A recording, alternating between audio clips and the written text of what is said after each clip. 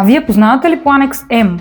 Това е жираф от Festool, който е с вакуум и с ексцентрично задвижване. 4 мм орбитален ход.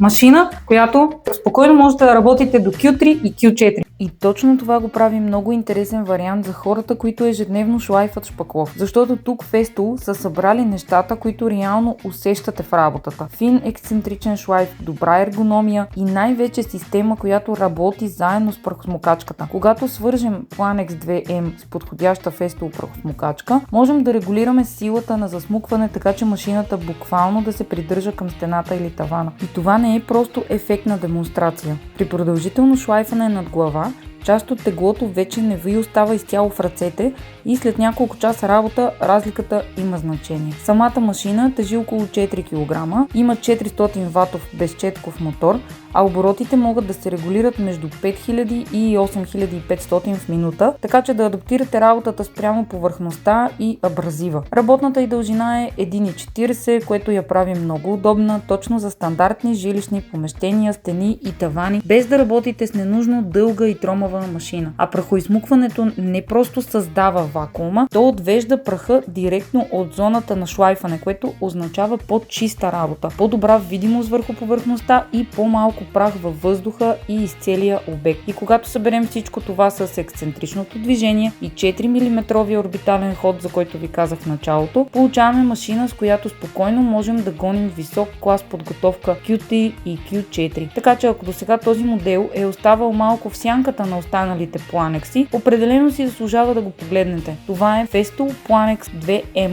И да, имаме го при нас в etiremeister.com.